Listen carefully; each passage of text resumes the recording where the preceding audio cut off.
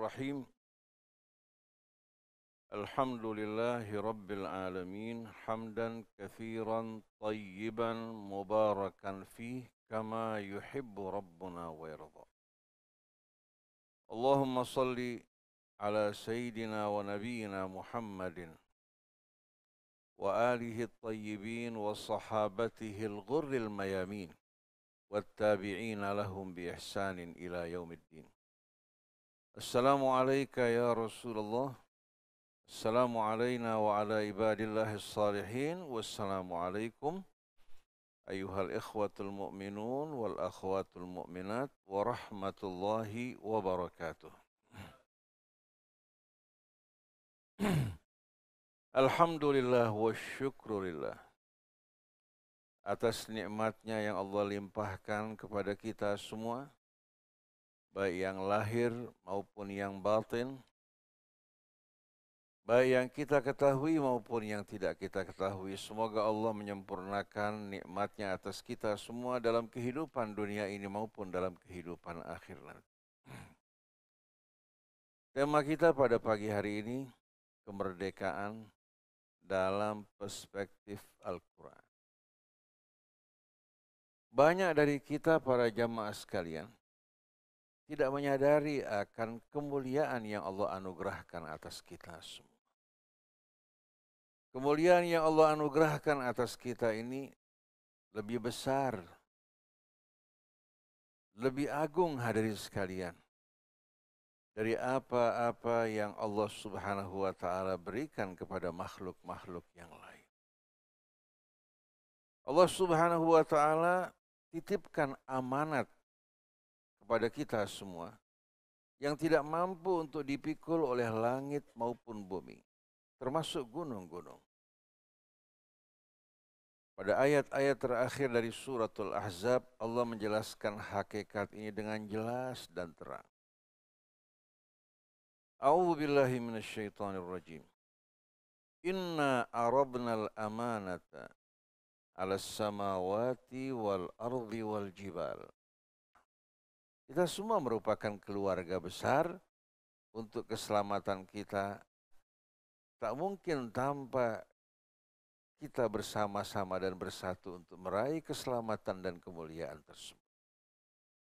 Sesungguhnya kami pernah menawarkan al-amanah, yaitu kehidupan yang berstatus amanah.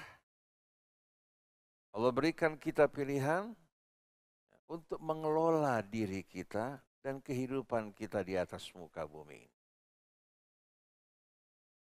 Pertama-tama Allah tawarkan kepada langit. Mau tidak kalian hidup berstatus amanah? Kemudian kepada bumi. Lalu Allah tawarkan kepada gunung-gunung. Mau tidak kalian untuk hidup berstatus amanat, tapi kalian akan bertanggungjawabkan di hari kemudian nanti. Fa'abaina an yahmillah. Langit, bumi, gunung semua menolak. Mereka lebih suka memilih kehidupan mereka yang langsung diatur, dikendalikan oleh Allah, tapi mereka tidak mempertanggungjawabkan hidup mereka di hadapan Allah kelak. Wa hamalahal insan, tapi ternyata manusia amanat yang tak mampu, bahkan tak berani dipikul oleh langit, bumi maupun gunung, manusia siap untuk menerima amanat tersebut. Oleh karena itu tak heran Bapak Ibu sekalian, jamaah Masjid Bintaro Raya, kita saksikan begitu banyak hadirin sekalian, spanduk-spanduk, ya, orang-orang yang berlomba-lomba untuk menawarkan diri mereka menerima amanat dan jabatan, mereka pikir tidak akan ditanya dan dipertanggungjawabkan. Oleh karena itu kita saksikan mereka hambur-hamburkan uang mereka. Mereka juga menerima dana dari para sponsor yang kelak mereka harus pertimbangkan keridhaan mereka pada saat mereka menerima amanat. Ini yang berlangsung di negeri kita. Wa hamalahal insan, ternyata manusia menyambut, menerima, bahkan menawarkan diri mereka. Innahu kana zaluman jahula. Sesungguhnya manusia ini benar-benar amat aniaya dan amat-amat bodoh. Dalam bahasa Arab, kata zalim itu menunjukkan orang yang berbuat aniaya. Kata zalum menunjukkan orang yang sangat-sangat dan amat-amat aniaya, tapi yang mengerikan, dia merasa dirinya sedang berjuang menegakkan kebenaran dan keadilan. Jadi orang zalim tidak menyadari dirinya zalim, bahkan menganggap dirinya orang-orang yang sedang melakukan perbaikan. Wa idza qila lahum la tufsidu fil ardi qalu innama nahnu muslihun. Kalau diingatkan kepada mereka, jangan kalian merusak di muka bumi, mereka bilang, siapa yang mengatakan kami merusak? Kami sedang melakukan perbaikan. Itu yang ada dalam benak mereka-mereka yang sedang memegang jabatan. Kecuali yang benar-benar sadar bahwa kebebasan kemerdekaan mereka ini kemerdekaan yang berada di bawah pengawasan dan kontrol Allah, dan kelak mereka akan mempertanggungjawabkan amal mereka. Oleh karena itu, kenapa dalam setiap rakaat salat kita selalu diingatkan untuk membaca Maliki Yaumiddin. Jadi manusia ini betul-betul tidak sadar bahwa kemerdekaan mereka bukan kemerdekaan tanpa batas. Kemerdekaan yang menunjukkan kemuliaannya, tapi beresiko mereka akan menanggung akibat yang mengerikan di saat mereka menyalahgunakan kemerdekaan mereka. Jahula, kata jahul, superlatif dari kata jahil, bodoh.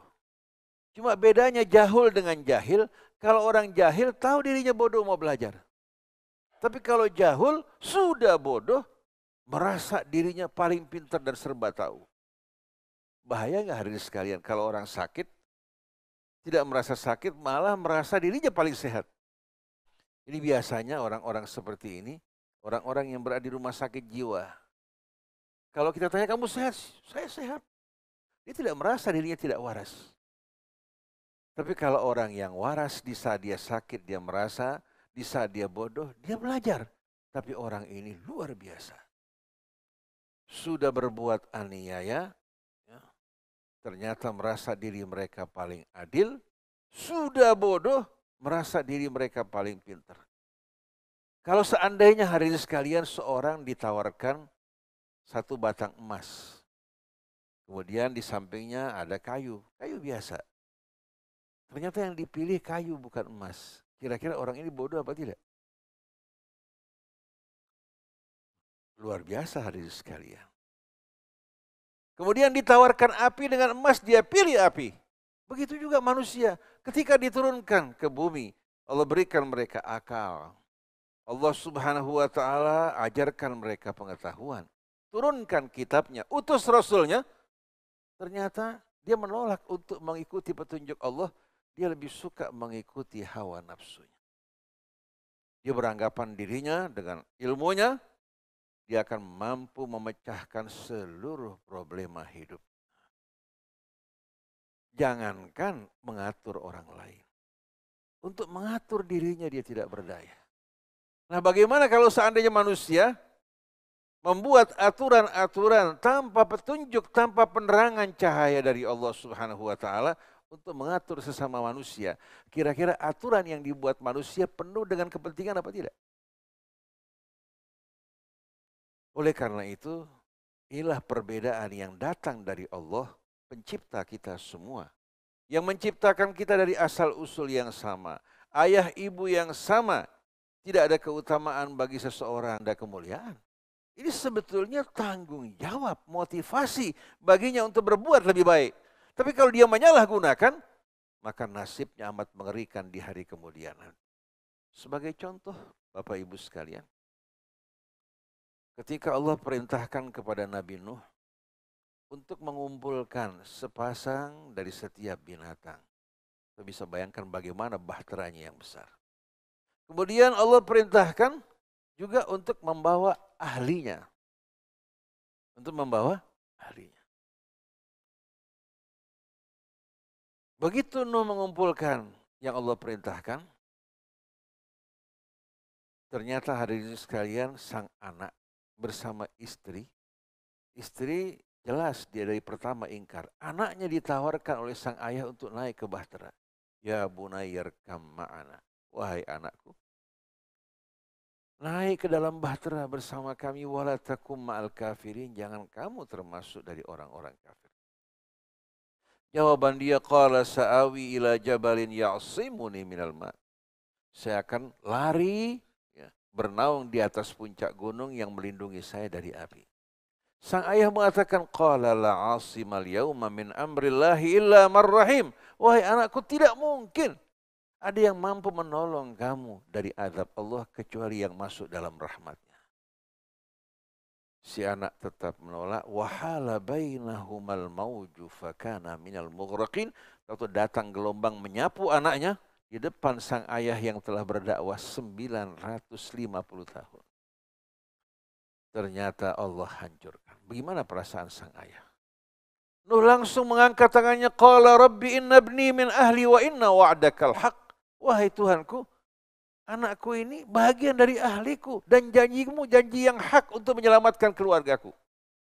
Dijawab oleh Allah, innahu laisa min ahli. Dia darah dagingmu, tapi bukan ahlimu. Kenapa? Karena dia tidak beriman. Innahu amalun ghairu salih, innahu kana ya'malu amalan ghairu salih. Jadi kita harus paham bahwa Allah tidak memperlakukan manusia dengan diskriminasi. Diperlakukan semua dengan adil. Bilal diangkat menuju kemuliaan. Salman diangkat sebagai keluarga Rasul. Bukan karena darahnya berasal dari darah dagingnya. Tapi Abu Lahab, Abu Jahal, Al-Walid ibnul Mughirah, para pemuka Quraisy yang memiliki hubungan kerabat, semua ditempatkan dalam azab dan kehinaan. Istri Nabi Nuh, istri Nabi Lut, dicampakkan ke dalam api neraka jahanam. Istri Fir'aun, Allah subhanahu wa ta'ala muliakan. Jadi kita mesti menyadari bahwa setiap orang dari kita ini di mata Allah sama.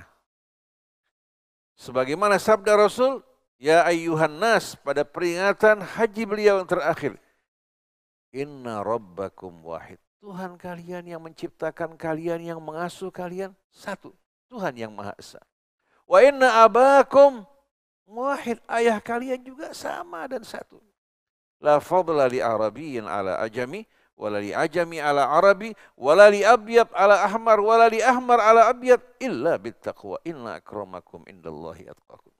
Tidak ada keutamaan bagi yang putih atas yang hitam, yang putih atas yang merah, begitu juga Arab terhadap non-Arab, begitu juga bagi Habib terhadap non-Habib. Tidak ada keutamaan kecuali dengan ketakwaannya pada Allah subhanahu wa ta'ala. Oleh karena itu jangan pernah kita merasa lebih tinggi dari yang lain. Tapi jangan pernah kita merasa diri kita lebih rendah dari yang lain. Allah telah muliakan kita sebagai khalifahnya di atas muka bumi dengan menyerahkan amanat yang kita akan bertanggungjawabkan di hadapan Allah. Oleh karena itu setiap orang dari kita ini harus menyadari betul-betul akan kemuliaan yang Allah anugerahkan buat kita, bukan untuk kita banggakan, untuk kita syukuri dan jadikan sebagai wasilah ketaatan kita kepada Allah subhanahu wa ta'ala. Ini perbedaan antara kemerdekaan dalam perspektif Al-Quran yang merupakan amanat yang akan dipertanggungjawabkan dan terikat dengan aturan dan petunjuk Allah agar kemerdekaan setiap orang tidak menginjak-injak kemerdekaan orang lain. Oleh karena itu disimpulkan dalam sebuah pepatah Arab, antahur, kamu merdeka. Malam tatajawaz hududak, selagi kamu tidak melampaui wilayah kamu. Begitu kamu masuk wilayah umum, kemerdekaan kamu berakhir. Bukan hanya milikmu, milik semua orang. Bukan hanya khusus untuk orang-orang Islam, orang non-Islam pun yang hidup bersama kita, yang tidak mengganggu, yang tidak memerangi kita, mereka mempunyai kehormatan yang sama. Baik jiwanya, darahnya, hartanya maupun kehormatannya. Ini yang dideklarasikan Nabi sebelum bahkan ada dan lahir PBB hadirin sekalian. Dalam haji perpisahan beliau Rasulullah SAW bersabda, "I'lamu Ketahuilah, inna dima'akum wa amwalakum wa a'rabakum haramun alaikum kahurmati yaumi hadha fi syahrikum hadha wa fi baladikum hadha. Ketahuilah, sesungguhnya darah sesama kalian, harta sesama kalian, kehormatan sesama kalian Allah haramkan sebagaimana haramnya hari ini tanggal 10 Dzulhijjah, di bulan Dzulhijjah yang diharamkan Allah dan di negeri yang diharamkan Allah. Ini deklarasi hadirin sekalian, deklarasi yang menggambarkan bagaimana keagungan Islam, keadilannya, dan Allah memperlakukan manusia dengan perlakuan yang sama. Allah turunkan suratul Hujurat yang menjelaskan bagaimana haramnya kehormatan sesama kita. Dilarang kita untuk mengolok-olok orang lain. Dilarang kita juga untuk mencaci orang lain. Dilarang kita untuk memberikan julukan-julukan yang tidak menyenangkan. Allah larang kita untuk mencari-cari kesalahan orang lain yang tersembunyi. Allah larang kita untuk mengumpat, menceritakan kejelekan orang lain. Dan Allah ingatkan kita semua berasal dari ayah ibu yang sama. Sedangkan suku-suku, bangsa-bangsa yang ada ini Allah ciptakan bukan untuk saling membanggakan diri mereka, tapi untuk saling berkenalan, bekerja sama, dan saling mencinta. Kalau ini hadirin sekalian yang kita lakukan, tidak ada sedikit pun rasa bangga atau lebih di hati kita. Yang ada kita betul-betul sedang mengemban amanat dan tanggung jawab. Tidak mungkin kita akan rendahkan orang lain. Begitu juga di saat kita menyadari saudara kita sama dengan kita. Cuma perbedaannya, perbedaan tanggung jawab dan amanat. Ada pejabat, ada pengusaha, ada ulama, ada pegawai, ada wakil rakyat. Masing-masing mempertanggungjawabkan amal mereka. Maka hadirin sekalian, Allah deklarasikan kemerdekaan umat manusia melalui takbir yang ditakbirkan pada setiap takbir dalam sholatnya maupun di luar sholatnya. Allahu Akbar. Ini bukan hanya sekedar hadirin sekalian bacaan sia-sia, tapi merupakan takbir yang harus kita resapi. Yang maha besar adalah Allah, kita dan lainnya semua sama. Di saat seorang membesarkan, mengagungkan Allah, mustahil dia akan besarkan dirinya. Mustahil juga dia akan besarkan orang lain. Oleh karena itu, kenapa Allah perintahkan kita untuk selalu bertawakal kepada Allah agar tidak menjadi budak dan alat orang lain. Pada saat kita susah, pada saat kita butuh, kenapa kita tidak berdoa sebagaimana yang Allah ajarkan? Iyyaka na'budu wa iyyaka nasta'in. Jangan kita bergantung kepada seseorang. Yang ada di antara keluarga umat manusia, wa ta'awanu 'alal birr, bekerja sama saling menolong. Bukan yang kaya memanfaatkan yang miskin, membodoh-bodohinya. Yang berilmu juga memanfaatkan orang-orang yang bodoh. Yang diberikan nasab, memanfaatkan nasabnya untuk kepentingan dirinya dan menginjak-injak martabat orang lain. Ini bukan hal yang diajarkan Allah. Kalau kita meresapi takbir yang kita ucapkan Allahu Akbar, hati kita seiring seirama dengan makna takbir tersebut, kita mampu untuk memerdekakan diri kita dan saudara kita. Kita bukan hanya berjuang untuk kemerdekaan kita, tapi juga berjuang untuk kehormatan dan kemerdekaan orang lain. Ini beda hari sekalian dengan kemerdekaan dalam perspektif baik itu Amerika, Barat, atau orang-orang yang tidak beriman. Amerika mendeklarasikan kemerdekaannya, tapi di atas korban-korban perbudakan hari sekalian terhadap orang lain. Amerika merdeka, tapi penduduk asli Amerika yang mendiami Amerika menjadi makhluk-makhluk yang tak berharga di mata mereka. Mereka melakukan pembantaian. Amerika memperjuangkan, mendeklarasikan kemerdekaannya. Tapi yang menyedihkan, negara-negara yang bekerja sama dengan Amerika menjadi korban Amerika. Ikan besar memangsa ikan-ikan kecil. Apakah manusia Amerika memperlakukan negara-negara lain, bangsa-bangsa yang setara dengan dirinya? Lihat kerjasama Amerika dengan Indonesia berhubungan dengan Freeport. Apakah kerjasama yang adil? Begitu juga hadirin sekalian, produk-produk mereka yang masuk ke dalam negeri kita, apakah sebanding dengan produk kita yang masuk ke Amerika? Di saat kita tidak menyukai, di saat Amerika tidak menyukai kita, tidak senang dengan kita, dia akan mengganti para pemimpin yang memimpin negeri-negeri yang mereka tidak sukai dengan pemimpin boneka yang membela kepentingan mereka. Ini merupakan sikap negara besar. Oleh karena itu, untuk kita menjadi bangsa yang merdeka, kita harus bersatu. Baru kita memiliki kekuatan, baik secara ekonomi, sosial, kemudian politik, baru kita bisa melakukan perundingan dengan bargaining yang sama. Tapi kalau kita negara yang lemah, berpecah belah, apalagi sebahagian kita rela untuk menjadi antek, menjadi boneka, maka yang menjadi korban bangsa kita dan negara kita. Kemarin kita peringati bersama-sama Hari Kemerdekaan Indonesia. Kemerdekaan dari penjajahan Belanda dengan taruhan nyawa, korban yang begitu banyak, darah yang mengalir, air mata, penderitaan orang-orang tua kita mempersembahkan kemerdekaan untuk kita lanjutkan dan kita jaga. Sekarang mereka hari ini sekalian menangis dan meratap menyaksikan para penerus mereka, anak cucu mereka ternyata menjual kemerdekaan mereka dengan harga yang murah hanya untuk kesenangan pribadi. Mereka bangga tinggal di rumah mewah dengan fasilitas hidup mewah, mobil mewah. Tapi untuk siapa mereka bekerja? Apakah untuk bangsa mereka? Mereka hidup untuk diri mereka sendiri. Oleh karena itu hari ini sekalian, kemerdekaan dalam perspektif Al-Quran ini, kemerdekaan yang dibangun di atas fondasi yang kuat. Terhubung dengan Allah yang mengawasi kita apabila manusia di muka bumi yang diberikan amanat tidak sama sekali melindungi kemerdekaan sesamanya dan kehormatannya, akan ada hari akhir di mana mereka dikumpulkan di hadapan Allah Subhanahu wa taala dan celakalah bagi orang-orang yang zalim pada saat itu. Oleh karena itu saya heran luar biasa menyaksikan para pemimpin negara kita ini tenang. Mereka menyaksikan hari ini sekalian derita rakyat mereka di bawah. Mereka harus bersusah payah untuk membayar pajak, untuk membayar hutang yang tidak pernah sama sekali mereka terima uangnya.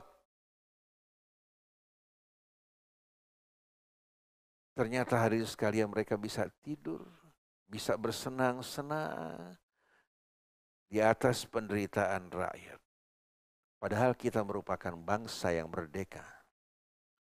Semua ini disebabkan karena kita tidak memberikan edukasi yang benar mengenai kemerdekaan yang sebenarnya buat anak-anak kita. Cuma kita diajak ikut memperingati hari kemerdekaan, tapi kemerdekaannya telah pergi dan hilang. Paling hanya tinggal nyanyian padamu negeri kami berbakti atau Indonesia Raya, tapi tidak sama sekali terlihat dan terwujud hakikat dari kemerdekaan yang sebenarnya. Ini bukan menghasut, tapi kita ingin setiap orang dari kita menikmati kemerdekaannya sebagaimana dinikmati orang lain. Bukan hanya untuk kelompok-kelompok elit di atas. Bukan hanya untuk orang kaya yang berkolaborasi dengan kalangan elit. Tapi untuk setiap anak bangsa punya kesempatan yang sama untuk belajar. Begitu pula untuk mendapatkan layanan kesehatan yang baik. Mendapatkan harga diri, martabat, dan kehormatan yang tidak pernah sama sekali diinjak-injak. Sedangkan negara mengawasi semua ini. Kalau tidak, akan datang hari akhir nanti. Nabi mengatakan, ittaqul zulma, hati-hati kalian terhadap kezaliman. Fa innahu zulumatun fid dunya wal akhirah. Dia kegelapan yang akan menyelimuti dirinya dalam kehidupan dunia maupun kehidupan akhirat. Bahkan pada saat-saat akhir hidupnya dia akan merasakan saat yang paling mengerikan ketika dia akan meninggalkan dunia. Tapi saat yang paling menggembirakan bagi orang yang beriman akan berkumpul hari ini sekalian dengan para kekasih Allah. Mereka bahkan dalam barzakh mereka ditempatkan dalam taman surga. Dikumpulkan bersama Nabi kita Muhammad SAW. Baru pada saat itu kita merasakan betapa kecilnya kehidupan dunia ini. Kita hari ini sekalian kalau mendengar hari ini sekalian padanan dari kata merdeka dalam bahasa Indonesia. Katakan dalam bahasa Inggris kita kenal ada kata independensi atau independen ya. Kemudian liberty, ada kata freedom. Ada juga kata sovereign yang artinya berdaulat. Kata freedom ini menunjukkan kebebasan bagi setiap orang untuk berbuat apa saja. Ini tidak sesuai dengan aturan Islam. Oleh karena itu hadirin sekalian, mungkin hari ini pernah mendengar seorang tokoh yang bernama Sartre, pendiri aliran eksistensialisme. Pernah dengar kan? Dia mengatakan bahwa setiap orang itu seharusnya bisa melakukan apa saja yang diinginkan dengan bebas. Sartre pada saat akhir hidupnya, dia berkata pada teman-temannya, selama ini saya hanya berpikir bekerja untuk kehidupan dunia, mencari kesenangan dan kepuasan. Kemerdekaan bagi setiap orang untuk melakukan apa yang diinginkan. Dan saya tidak pernah berpikir ada kehidupan setelah mati. Kalau memang ada, itu merupakan hal yang paling mengerikan.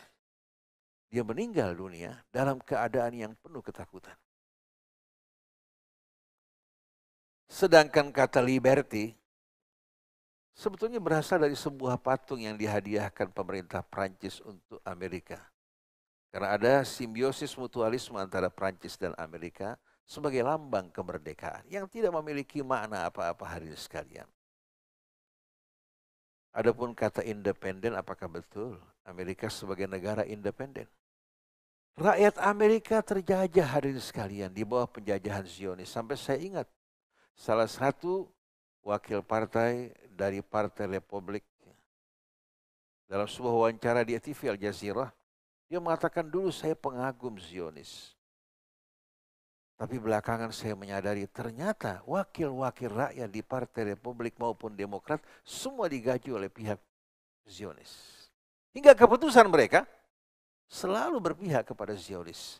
Mulai saat itu dia membenci Zionis dan dia mengatakan bukan hanya bangsa Arab dan bangsa yang lain yang terjajah oleh Amerika. Rakyat Amerika pun sebenarnya berada di bawah penjajahan Zionis. Negara yang dianggap demokrat memilih presiden pun semua telah ditentukan hari ini sekalian. Demokrasi hanya sebuah drama, bukan merupakan kebebasan bagi rakyat Amerika.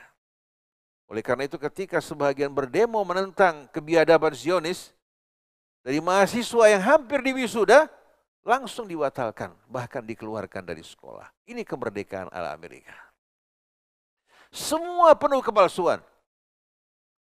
Begitu juga kata sovereign berdaulat. Apakah betul Amerika berdaulat? Tidak, di bawah cengkraman Zionis yang dihisap oleh sari-saripatinya oleh pihak Zionis. Bahkan Bank Sentral Amerika, pemiliknya seluruhnya adalah Zionis. Bukan negara. Dan saya ingat pada masa akhir hadirin sekalian, kekuasaan Presiden Amerika yang berkulit hitam kemarin. Pada pemilihan yang kedua ketika dia naik terpilih sebagai Presiden Amerika, dia mengajukan permintaan menaikkan hutang Amerika, menaikkan plafonnya. Orang bertanya-tanya Amerika berhutang kepada siapa? Sedangkan dolar mereka yang mencetak. Ternyata Amerika berhutang kepada IMF. Kalau dia ingin terima uang, maka dia naikkan plafon hutangnya. Dan IMF ini bukan milik Amerika, milik Zionis, termasuk juga Bank Dunia, termasuk bank sentral mereka. Jadi hari ini sekalian, Zionis menghisap sari-saripati. Amerika bila begitu berakhir, dia akan pindah ke tempat lain. Tapi dalam Islam, kita merdeka, kita wajib juga menghormati saudara-saudara kita yang berasal dari bangsa yang lain. Tidak boleh kita menyakiti mereka, mengganggu mereka karena perbedaan agama atau perbedaan bangsa. Kita lindungi kemerdekaan kita, kemerdekaan juga bangsa yang lain. Lalu orang bertanya, bagaimana peperangan dalam Islam dulu? Islam menegaskan dalam Al-Quran bahwa peperangan dalam Islam bukan karena perbedaan agama. Dan dakwah dalam Islam bukan dengan menggunakan pedang seperti yang digembar-gemborkan mereka. Izin berperang dalam Al-Quran karena mereka dizalimi. Udzina lilladzina yuqataluna bi annahum zulimu. Begitu juga waqatilu fi sabilillahil ladzina yuqatilunakum. Perangi di jalan Allah orang yang memerangi kalian. Diizinkan kalian berperang untuk menolak kezaliman atau berperang demi melindungi orang-orang yang teraniaya. Wa ma lakum alla tuqatiluna fi sabilillah wal mustad'afina minar rijali wan nisa wal wildan. Kenapa kalian tidak berjuang berperang untuk membela, melindungi orang-orang yang tertindas di muka bumi? baik pria, wanita maupun anak-anak. Alladzina yaquluna rabbana akhrijna min hadhil qaryati dzalimi ahluha. Itu mereka-mereka yang berkata, wahai Tuhan kami, keluarkan kami dari negeri yang penguasanya orang-orang yang zalim. Waj'al lana min ladunka waliyan waj'al lana min ladunka nasira. Oleh karena itu dalam Islam, contohnya Indonesia, ada negara tetangga, rakyatnya dianiaya, dizalimi, walaupun bukan Islam, kita wajib untuk membela mereka. Karena Islam ini rahmatan lil alamin. Bukan memaksa orang untuk masuk ke dalam Islam, tapi berdakwah mengajak mereka ke dalam Islam. Kembali kepada Tuhan mereka. Kalau mereka menolak, la ikraha fid din. Faman syaa falyu'min wa man syaa falyakfur. Tidak ada satupun dalil yang membolehkan kita memaksa orang lain. Oleh karena itu Islam adalah agama keadilan dan agama kemanusiaan yang langsung terhubung dengan Allah. Oleh karena itu kepura-puraan dalam Islam tidak dapat diterima. Saya teringat ketika umat Kristen di Libanon berbicara kepada Sayyid Muhammad Hussein Fadlullah, merupakan pimpinan spiritual Hizbullah. Dia ini orang yang berjuang demi persatuan. Jangankan antara Syiah dan Ahlus Sunnah. Bahkan dia menyampaikan seruannya di gereja mereka. Bukan dengan mengorbankan Islam, dia menyampaikan ayat-ayat dalam surat Maryam. Ayat-ayat dalam surah Al-Imran yang menggambarkan Al-Masih dalam Al-Quran. Dijelaskan apa adanya dalam Al-Quran. Tapi tidak menggunakan bahasa yang menyakitkan. Hingga membuat dia amat dihormati. Sampai non-Muslim, orang-orang Kristen, ketika mendengarkan nama disebutkan, bahkan orang yang mengantar ke masjid tempat dia mengajar, non-Muslim mengatakan sampaikan salam kepada Sayyid. Padahal dia bukan seorang Muslim. Ketika para pemimpin Kristen bertanya kepada beliau, apakah kalian akan mendirikan negara Islam bila Hizbullah menang? Dijawab, sanuqimu daulatal insaniyah. Kami akan menegakkan negara yang penuh dengan kemanusiaan, sebagaimana yang Quran ajarkan. Setiap orang memiliki hak dan kehormatan yang wajib dijaga dan dilindungi. Bukan Islam seperti ISIS yang melakukan pembantaian yang sadis, bahkan orang Islam pun tidak selamat di saat berbeda dengan mereka. Tapi Islam yang penuh dengan keadilan, menjaga hak-hak setiap orang. Ini yang wajib kita lakukan, baik terhadap diri kita, anak-anak kita, tetangga kita, masyarakat kita. Kita wajib betul-betul menjaga kehormatan mereka sebagaimana menjaga kehormatan pribadi kita. Kalau mereka dianiaya, wajib untuk kita bela. Karena kalau kita biarkan, mulai penjajahan akan berkembang sedikit demi sedikit, pertama dari orang lain, besok kita yang akan terkena hari sekalian. Kalau api menyala satu tempat, harus kita padamkan bersama-sama. Oleh karena itu saya kagum terhadap rakyat Filipina. Ketika hari sekalian terjadi korban orang mereka di Singapura ataupun di Abu Dhabi, saya pernah ingat rakyat Filipina berdemo hari sekalian. Berdemo menuntut agar diadakan investigasi. Sampai akhirnya orang Abu Dhabi yang melakukan penganiayaan dikenakan hukuman. Begitu pula di Singapura. Tapi saksikan pemerintah kita, rakyat Indonesia. Berapa banyak orang-orang yang dizalimi termasuk di Saudi Arabia. Sewaktu pengiriman tenaga kerja dianiaya. Bahkan kehormatan mereka diinjak-injak. Ternyata mereka-mereka yang berwenang tak peduli, yang penting terima uang. Ada orang lari dari tuan majikan mereka ke kedutaan Indonesia. Bukan ditolong, malah mereka lakukan negosiasi dengan tuannya, terima uang. Kemudian orang ini dijual lagi kepada pihak lain. Bayangkan hadirin sekalian. Bagaimana kita menjadi bangsa yang merdeka kalau kita tega berbuat seperti ini terhadap saudara-saudara kita? Apakah saudara kita lebih rendah martabatnya dibandingkan mereka? Ini wajib hari ini sekalian kita perjuangkan bersama-sama. Saya ingat Aang Hunayfi ya, pernah menjerit-jerit dalam masalah ini. Tapi ternyata kehormatan dengan murah dijual. Rasa kebangsaan kita, patriotik kita hilang semua di hadapan materi yang tidak berarti. Ini yang amat menyedihkan. Oleh karena itu hari ini sekalian jangan pernah kita injak-injak kehormatan anak kita. Kita takut-takuti dia supaya dia hormat kepada kita tanpa melihat perbuatan kita benar salah. Ajarkan kepada anak kita prinsip-prinsip nilai-nilai mulia dengan akhlak yang baik, supaya tidak menjadi budak. Karena kalau kita biasa mendidik anak kita sebagai budak, dia akan menjadi budak. Oleh karena itu menyedihkan hadirin sekalian, apa yang dilakukan ISDM untuk melatih pejabat-pejabat kita, sebelum mereka menjadi pejabat, mereka diinjak, ditendang, diperlakukan tidak baik, bahkan ada yang mati, dipersiapkan untuk menjadi budak, bukan menjadi orang merdeka. Sedangkan Nabi kita Muhammad SAW membebaskan perbudakan.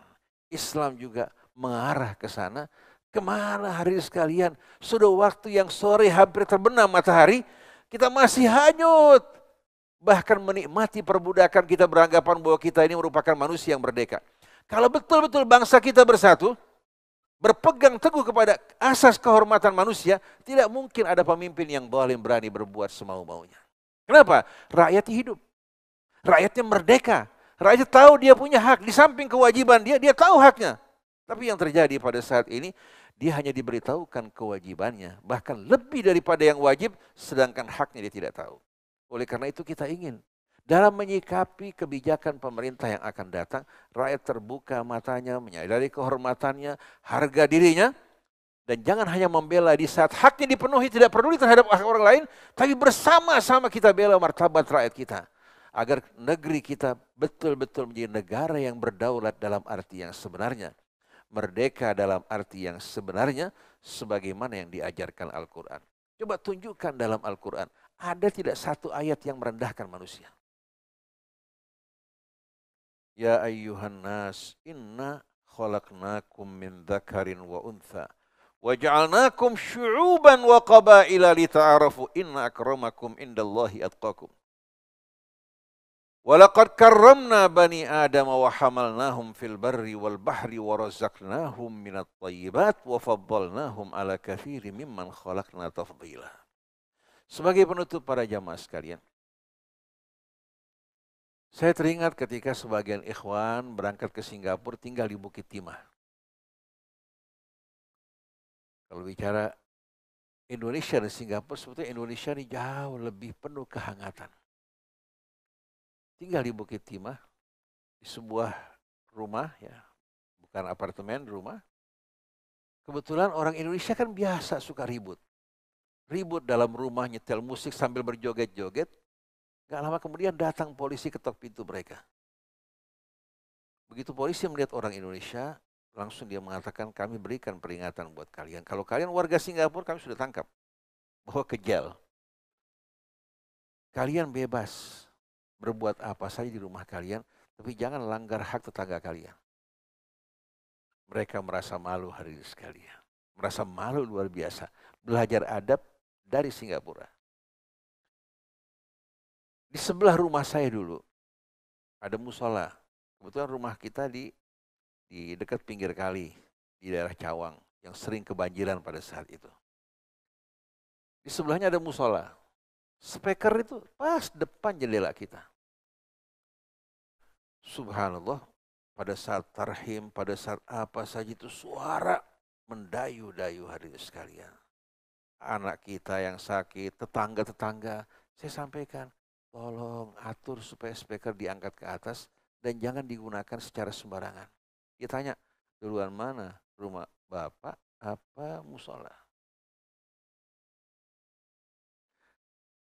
Ini jawabannya hadirin sekalian. Ini menunjukkan jawaban manusia yang belum beradab dan merdeka. Kejadian terakhir, saya punya murid, ibu-ibu suaminya sudah meninggal dunia, tinggal cucu-cucunya. Di sebelahnya ada musola pasang sekelilingnya semua speaker. Lalu satu hari, sampai kalau dia bicara nggak kedengeran sama sekali. Tahu-tahu pengurus musola datang sama ibu, Bu, minta maaf, kita mau ambil sumbangan. Buat apa? Kita mau ada peringatan Maulid, kita mau beli speaker. Si ibu menjerit, nggak cukup. Nggak cukup. Bayangkan coba sekalian. Ini mental, ya Allah, saudara-saudara kita, bukan kita hadapi dengan emosi, kita hadapi juga dengan penerangan, penjelasan. Tapi akibat pendidikan yang salah. Ini syiar Islam. Tidak bisa begitu. Dalam masjid saja Orang kalau baca Quran jangan sampai mengganggu orang yang sholat. Bukan hanya kemerdekaan kamu. Sampai Sayyidina Umar, kenapa di bulan Ramadan mengumpulkan orang bersatu di bawah pimpinan satu imam melakukan sholat qiyamul lail? Kenapa? Karena tadinya sholat sendiri-sendiri dengan suara yang keras. Maka dikumpulkan semua, diangkat satu imam dengan musyawarah bersama para sahabat. Begitu besok harinya Ubay bin Ka'ab menjadi imam, dia mengatakan nikmatil bid'atu halihi. Sebaik-baiknya bid'ah ini karena membuat yang tadinya kacau balau menjadi tenang. Sayyidina Umar mengakui bahwa ini bid'ah karena Rasul nggak pernah mengumpulkan orang. Pernah Rasul sekali sholat, di belakangnya Ibnu Abbas ikut, tapi bukan menganjurkan orang untuk berkumpul. Tapi karena situasi orang yang banyak membaca Al-Quran, sholat saling mengganggu, maka disatukan semuanya. Artinya jangan pernah kita mengganggu walaupun membaca Al-Quran. Jangan saling mengganggu, apalagi menggunakan suara dari handphone, dari tip. Kita lagi baca Quran, terganggu dengan suara tersebut. Kita berikan peringatan atau merokok. Merokok ini bukan hanya merusak dirinya, zalim terhadap orang lain. Dia merokok, asapnya kena orang yang tidak merokok. Bayangkan coba, sudah menzalimi dirinya, dia zalimi orang lain. Mendingan gunakan rokoknya, uangnya untuk pembangunan bangsa kita. Kalau ada 70 juta perokok di Indonesia, kalau uangnya katakan 20.000 saja per bungkus rokok, sudah berapa hari sekalian per bulan? Tanpa kita bergantung kepada pemerintah bisa bangun rumah sakit dengan obat-obatan, layanannya bisa membangun sekolah. Kita kaya, tapi uang kita pergi menuju ke tempat yang sia-sia. Mohon maaf hari ini sekalian kalau ada kekurangan, kesalahan atau kata-kata yang tajam. Tapi ingat, ini bukan mengajak orang untuk melakukan perbuatan anarkis dan teror. Tidak, mulai dari diri kita, ajak saudara kita untuk bersama-sama memperjuangkan kemerdekaan kita. Hingga tahun depan, sewaktu kita mengumumkan peringatan kemerdekaan, rakyat kita sudah merdeka. Itu yang kita harapkan. Kemudian sebelum saya tutup, pada kajian yang lalu di seputar keluarga, saya salah membaca ayat karena malu melupa. Fa'in fa'u fa'innallaha ghafurur rahim wa in azamut talaq fa'innallaha sami'un alim. Saya baca fa'in fa'u fa'innallaha sami'un alim. Jadi tolong diperbaiki rekamannya. Jadi, kembalikan kepada ayat 226. Ustadz juga bisa salah. Bahkan bukan bisa, banyak salah. Saya tidak menganggap sempurna. Apalagi kalau kita sudah makan obat kolesterol hadirin sekalian, terkadang kita lupa anak kita. Betul nggak para jamaah sekalian? Mohon maaf, mari kita kerjasama. Saya tidak menganggap saya lebih baik, tapi berharap mari bersama-sama kita kerjasama dalam kebaikan. Mudah-mudahan Allah ampuni dosa-dosa kita, kedua orang tua kita, guru-guru kita, kaum muslimin dan muslimat, dan mudah-mudahan jamaah MRBJ hari demi hari semakin erat, semakin kokoh, bersatu dalam keridhaan Allah. Bersama masjidnya dikumpulkan bersama Rasulullah SAW. Subhanakallahumma wa bihamdik, asyhadu an la ilaha illa anta astaghfiruka wa atubu ilaik, wal afu minkum. Wassalamualaikum warahmatullahi wabarakatuh.